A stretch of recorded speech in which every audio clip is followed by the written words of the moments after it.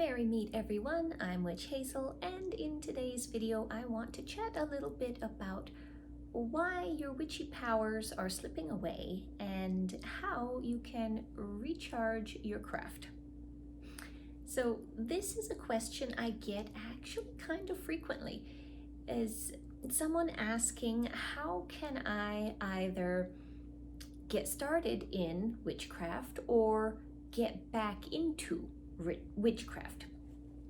And in both of these cases, I think the dilemma, the problem is the same.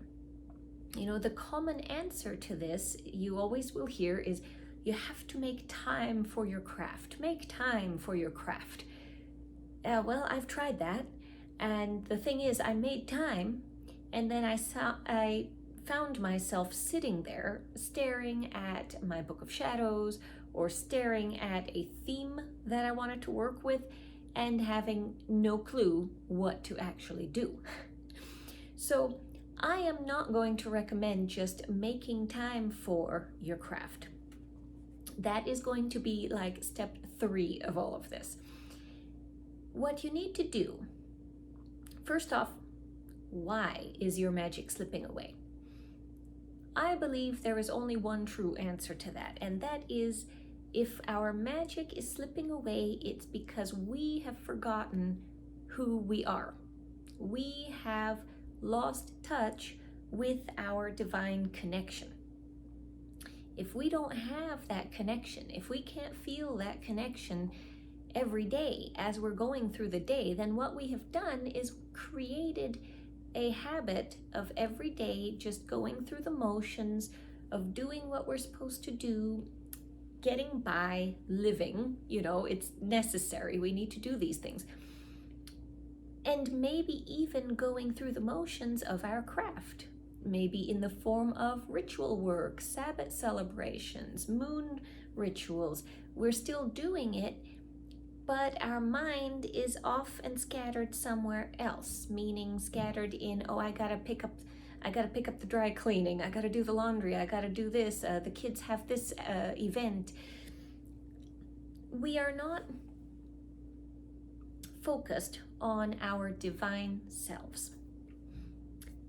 And this is not any sort of a judgment. It's something that we fall into very easily because we have a lot of other people and other things in our lives that demand attention. And this attention isn't necessarily a bad thing. Yes, pay attention to your spouse, pay attention to your kids, pay attention to work if you want to keep that job. It's important. But we do need to actually pay attention to our divine selves as well if we want to have an effective craft practice. So that is what I am actually going to recommend, is to make time for yourself, to remember your divine self.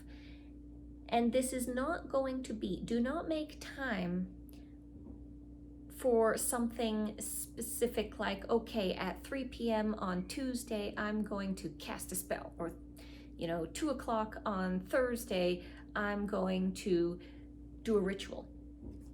Trust me, that won't work. Here's what you're going to do.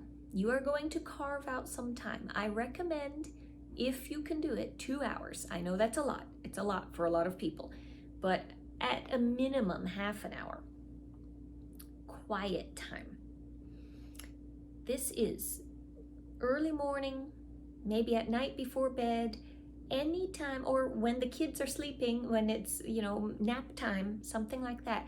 Any time that you can carve out just a little bit of time for yourself, do that. And here's what you're going to do during that time. You're going to think. If you are a journaler like me, you will get out your journal and you will write for roughly 20 to 30 minutes.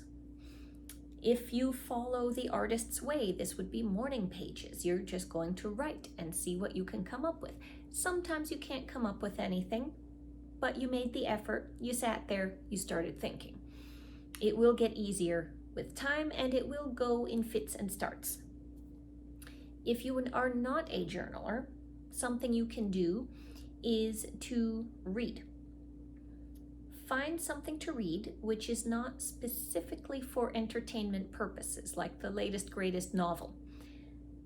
Find something that has some thought questions, either something nonfiction, something related to maybe spiritual practice, if you want to read about that, or something related to nature, talking about, for example, I recently read I think the English translation is The Heartbeat of Trees, but the author also wrote The Secret Lives of Trees. So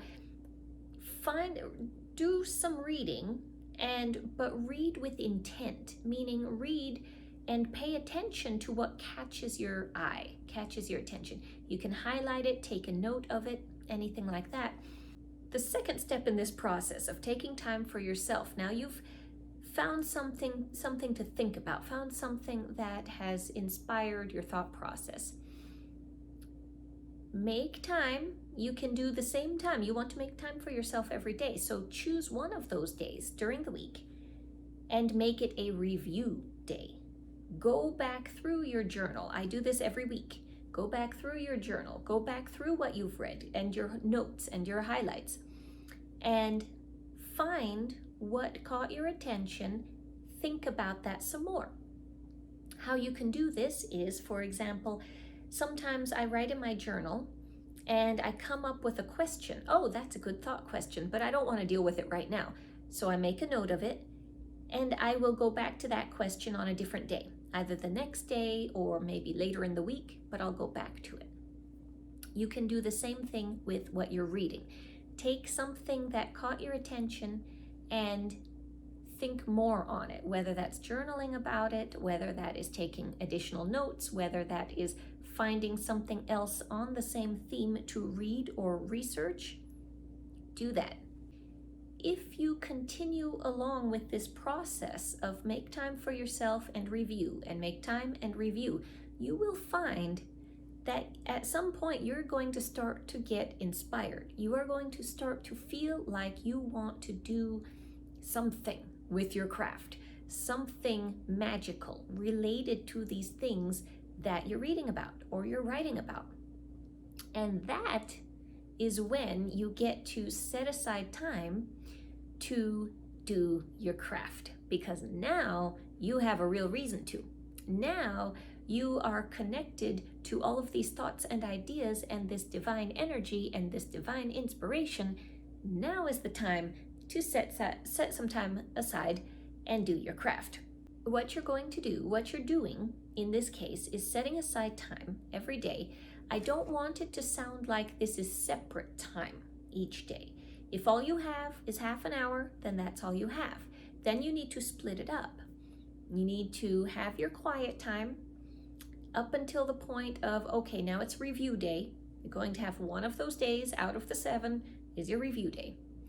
Once you have something that inspires you to get back to your craft or to do something related to your craft, then you're going to choose one of your days that you have quiet time.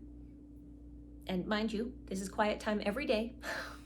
You're going to choose one and you will specifically work on your craft project on that day. Here is the other thing to keep in mind. This is the last point I'm going to make. Do not feel like you have to complete what you're working on during that time frame, especially if you have a very brief time frame. Do what you can do the best that you can, and then go back to it. The best thing about that is that by going back to it, you are automatically continuing your craft. You are automatically continuing this cycle of doing something that keeps you connected with the divine. So there you have it. That is my philosophy, so to speak, on what it is that takes us away from our magical ability. This is getting too much ingrained into the mundane everyday tasks and forgetting our divine self, and how we can fix this. Carve out a little bit of time every day for yourself and specifically use it for thinking and making connections.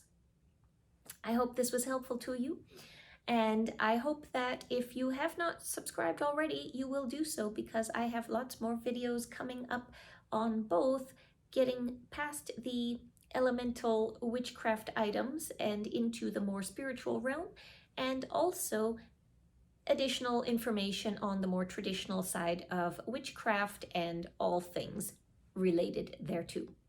So until the next video, everyone, blessed be.